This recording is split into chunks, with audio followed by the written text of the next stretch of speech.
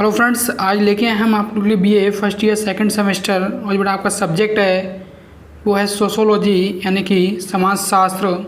इससे पहले की वीडियो यदि आपने नहीं देखी है तो बेटा आप प्ले लिस्ट में जाके देख लीजिएगा, बहुत ही इंपॉर्टेंट वीडियो हैं। Please subscribe my YouTube channel study 99 तक। बेटा जो आपका आगामी एग्ज़ाम होने वाला है बहुत ही जल्दी, उसके लिए बहुत ही ज़्यादा मोस्ट 30 इंपॉर्टेंट क्वेश्चन है बेटा। ये बहुत ही ज़्यादा इंपॉर्टेंट क्वेश्चन है बेटा।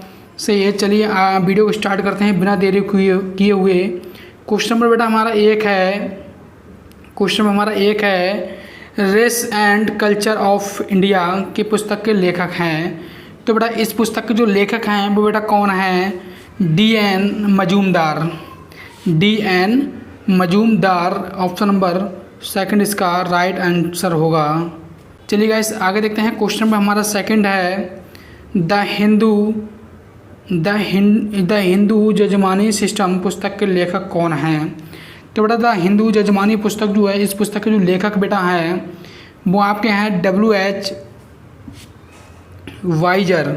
ऑप्शन नंबर फर्स्ट इसका राइट आंसर होगा। चलिए स्टूडेंट आगे देखते हैं। क्वेश्चन में हमारा 3 है social change and transformation in India पुस्तक के लेखक हैं। तो बेटा इस पुस्तक के लेखक बेटा कौन है? डॉक्टर श्यामाचरण दुबे हैं, डॉक्टर योगेंद्र सिंह हैं, डॉक्टर गुन्नार मिडल हैं या फिर M.S.A. राव। तो बेटा इसका राइट आंसर होगा वो होगा आपका M.S.A. राव, इसका राइट आंसर होगा। चलिए स्टूडेंट आगे देखते हैं। क्वेश्चन में हमारा 4 है राजनीतिक भाषा में उपजाति के प्रति निष्ठा का भाव ही जातिवाद है, ये कथन किसका है? तो बेटा ये जो कथन है वो बेटा आपका किसका है? K.M. पढ़िक्कर का है। ऑप्शन फर्स्ट इसका राइट आंसर होगा। चलिए बेटा हम आगे देखते हैं। क्वेश्चन में हमारा 5 है भारत में क्षेत्रवाद का प्रमुख कारण है। तो भारत में क्षेत्रवाद का प्रमुख कारण बेटा क्या है? क्या उग्रवाद है, हिंसा है, अशिक्षा है, ये असंतुलित क्षेत्रीय विकास है? तो बेटा इसका जो राइट आंसर है वो बेटा है आपका असंतुलित क्षेत्रीय विकास, इसका राइट आंसर होगा। चलिए बेटा हम आगे देखते हैं। क्वेश्चन में हमारा 6 है जनसंख्या विस्फोट का मापदंड है। तो बेटा जनसंख्या विस्फोट का जो मापदंड होता है विकास दर में स्थिरता तथा निर्धनों की संख्या बढ़ना, निर्धन यानी कि गरीब लोगों की संख्या बढ़ना। सही है, ये बात सत्य है। बेरोजगारी बढ़ना, ये बात भी सत्य है। जनसंख्या विस्फोट का मापदंड बढ़ाने के लिए कार्यशील जनसंख्या में गिरावट आना, यानी कि बेटा इसका जो राइट आंसर होगा वो बेटा आपका क्या होगा? उपरोक्त सभी। ऑप्शन नंबर 4 इसका राइट आंसर होगा। चलिए स्टूडेंट आगे देखते हैं। क्वेश्चन में हमारा 7 है वर्ष 2011 की जनगणना के अनुसार भारत में पुरुष स्त्री लिंगानुपात कितना है? यानी कि पूछ रहा है कि भारत वर्ष 2011 में जनगणना हुई थी, उसके अकॉर्डिंग भारत में जो पुरुष और स्त्री जो लिंगानुपात है वो बेटा कितना है? तो वो आपका है 1000 पुरुषों पर 943 महिलाएं। 1000 पुरुषों पर 943 महिलाएं, यानी कि ऑप्शन नंबर 3 इसका राइट आंसर होगा। और बेटा यदि आपसे ये पूछ लेता है कि 2011 की जनगणना के अनुसार जनसंख्या भारत की कितनी है?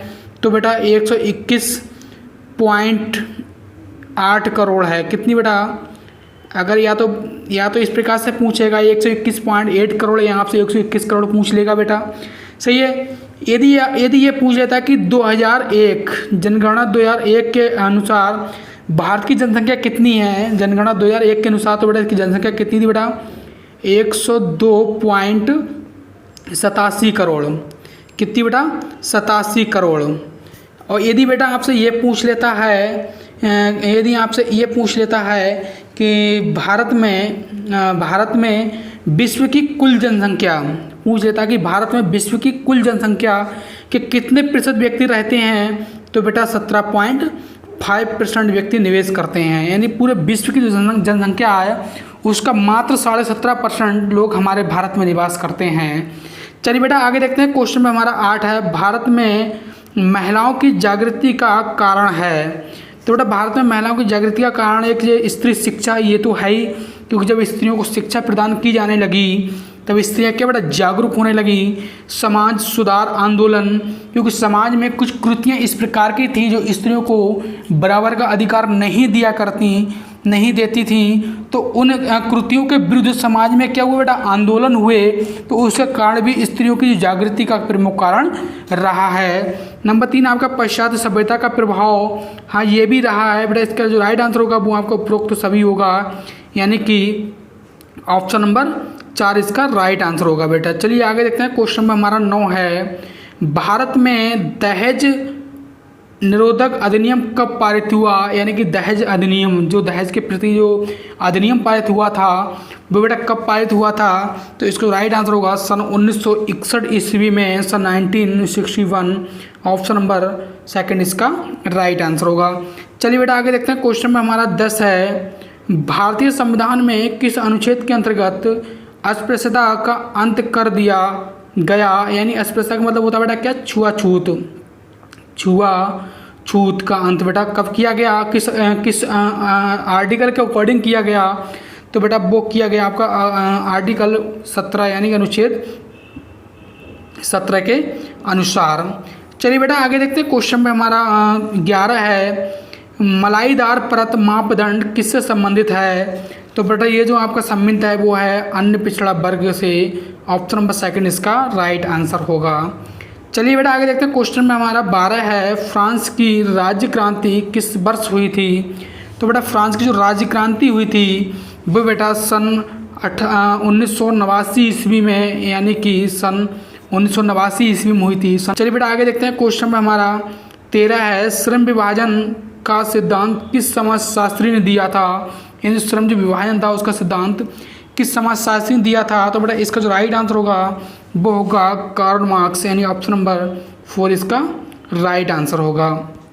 चलिए बेटा आगे देखते हैं, क्वेश्चन में हमारा 14 है, भारतीय कृषक समाज की विशेषता है, तो बेटा भारतीय कृषक समाज की विशेषता होती है बेटा गतिशीलता भी होती है, आपकी आधुनिकता भी होती है, रूढ़िवादिता भी होती है, यानी कि उपरोक्त सभी, ऑप्शन नंबर 4 इसका राइट आंसर होगा। चलिए बेटा हम आगे देखते हैं, क्वेश्चन में हमारा 15 है, वर्ग व्यवस्था का आधार क्या है, जो वर्ग व्यवस्था जो होती है बेटा उसका आधार क्या होता है, योग्यता होता है, क्या होता है बेटा योग्यता होता है, क्योंकि वर्ग व्यवस्था का आधार ना ही धन होता है और ना बेटा जन्म होता है। चलिए बेटा आगे देखते हैं, क्वेश्चन में हमारा 16 है, निम्नलिखित में वर्ग है, तो बेटा निम्नलिखित में वर्ग क्या है बेटा, पूंजीपति एक वर्ग है, पूंजीपति एक वर्ग है, बाकी ब्राह्मण क्षत्रिय और शूद्र जो है ये बेटा क्या है, ये वर्ण व्यवस्था है, क्या बेटा वर्ण व्यवस्था है, वर्ण व्यवस्था है। चलिए बेटा आगे देखते हैं, क्वेश्चन में हमारा 17 है, शरीयत के अनुसार मुस्लिम विवाह मुख्यतः क्या है, बेटा शरीयत के अकॉर्डिंग जो मुस्लिम विवाह जो होता है वो एक प्रकार का बेटा समझौता होता है, क्या होता है बेटा समझौता होता है, ऑप्शन 1 इसका राइट आंसर होगा। चलिए बेटा आगे देखते हैं, क्वेश्चन में हमारा 18 है, निम्न में से कौन सा हिंदू विवाह सर्वाधिक प्रचलन में है, तो बेटा हिंदू विवाह जो प्रचलन में है वो बेटा आपका कौन सा है, ब्रह्मा, यानी कि ऑप्शन नंबर 3 इसका राइट आंसर होगा। चलिए बेटा आगे देखते हैं, क्वेश्चन नंबर हमारा 19 है कि जाति की उत्पत्ति का व्यावसायिक सिद्धांत किसने दिया, तो बेटा जाति की उत्पत्ति का जो व्यावसायिक सिद्धांत दिया गया है वो बेटा नेस्फील्ड के द्वारा दिया गया है, किसके बेटा नेस्फील्ड, यानी कि ऑप्शन नंबर 1 इसका राइट आंसर होगा। चलिए बेटा हम आगे देखते हैं, क्वेश्चन में हमारा 20 है, बहुपति व बहुपत्नी विवाह किस जनजाति में पाए जाते हैं, खस जनजाति में पाए जाते हैं, ऑप्शन नंबर 1 इसका राइट आंसर होगा खस। चलिए बेटा आगे देखते हैं, क्वेश्चन में हमारा 21 है, भारतीय संविधान द्वारा मान्यता प्राप्त भाषाओं की संख्या कितनी है, तो बेटा कितनी आपकी 12 है। यदि पूछ लेता है कि भारतीय संविधान द्वारा मान्यता प्राप्त भाषाओं की संख्या 22 है और ये किस अनुसूची में है, तो बेटा भारतीय संविधान की 8वीं अनुसूची में है, कौन से बेटा 8वीं अनुसूची में है। चलिए बेटा आगे देखते हैं, क्वेश्चन में हमारा 22 है, पूर्व की इटालियन किस भाषा को कहा जाता है, तो बेटा पूर्व की इटालियन जो कहा जाता है वो बेटा तेलुगु कहा जाता है, किसको बेटा, तेलुगु को। चलिए आगे देखते हैं, क्वेश्चन में हमारा 23 है कि निम्नलिखित में से कौन सा समाजशास्त्री संरचनात्मक प्रकारात्मक परिप्रेक्ष्य का प्रवर्तक है। तो बेटा इसका जो राइट आंसर होगा वो आपका होगा MN श्रीनिवास, यानी कि ऑप्शन नंबर फर्स्ट बेटा इसका राइट आंसर होगा। चलिए बेटा आगे देखते हैं, क्वेश्चन में हमारा 24 है, गांव और नगर में केवल मात्रा का अंतर है, किसने कहा है। तो बेटा इसका जो राइट आंसर होगा वो होगा आपका मैकाइवर तथा पेज, यानी कि ऑप्शन नंबर थर्ड इसका राइट आंसर होगा। चलिए बेटा आगे देखते हैं, क्वेश्चन में हमारा 25 है, गांव जो नगर की सीमा पर स्थित होते हैं उन्हें कहा जाता है, उन्हें बेटा हम उपनगरीय गांव कहते हैं, यानी कि ऑप्शन नंबर बेटा इसका सेकंड इसका राइट आंसर होगा उपनगरीय गांव। चलिए आगे देखते हैं, क्वेश्चन में हमारा 26 है, निम्नलिखित में से कौन सा जनजातीय समाज मातृवंशीय है। तो बेटा इसका जो राइट आंसर होगा वो बेटा होगा आपका खरिया। क्या होगा बेटा, खरिया। और बेटा इसमें जो आपका सताल जनजाति जो होती है बेटा कहाँ पाई जाती है आपकी बेटा, बिहार में पाई जाती है। कहाँ बेटा, बिहार में पाई जाती है कौन सी, सताल जनजाति। चलिए बेटा आगे देखते हैं, क्वेश्चन पर हमारा 27 है, पुरुषोत्तपिमी नामक संस्कार किस जनजाति में पाया जाता है। तो बेटा ये आपका पाया जाता है कौन सी, टोंडा जनजाति, यानी कि ऑप्शन नंबर सेकंड इसका राइट आंसर होगा। और बेटा यहाँ पर थारू जनजाति जो है ये बेटा प्रमुख रूप से कहाँ पाई जाती है, उत्तर प्रदेश में। और उत्तर प्रदेश में बेटा कहाँ पाई जाती है आपकी, गोरखपुर में। कहाँ बेटा, गोरखपुर में। चलिए आगे देखते हैं, क्वेश्चन नंबर हमारा 28 हुआ है कि निम्नलिखित में से जाति का कार्य बताइए। तो बेटा जाति का कार्य मानसिक सुरक्षा होता है, या सांस्कृतिक रक्षा होता है, या व्यवसाय का निर्धारण होता है, या उपरोक्त सभी। तो बेटा इसका जो राइट आंसर होगा वो बेटा उपरोक्त सभी, यानी कि ऑप्शन नंबर 4 इसका राइट आंसर होगा। क्योंकि जाति का जो कार्य होता है मानसिक सुरक्षा करना भी होता है, संस्कृति की रक्षा करना भी होता है, व्यवसाय का निर्धारण भी होता है। चलिए बेटा आगे देखते हैं, क्वेश्चन में हमारा 19 है, कन्यादान का संबंध है। तो बेटा कन्यादान का संबंध होता है बेटा हिंदू धर्म में होता है, हिंदू विवाह, यानी कि हिंदू विवाह ऑप्शन नंबर फर्स्ट इसका राइट आंसर होगा। चलिए बेटा आगे देखते हैं, क्वेश्चन में हमारा 30 है, 30 हमारा है, मेहर का प्रचलन है। तो बेटा मेहर का जो प्रचलन होता है वो बेटा मुसलमानों में होता है। कहाँ बेटा, मुसलमानों में होता है।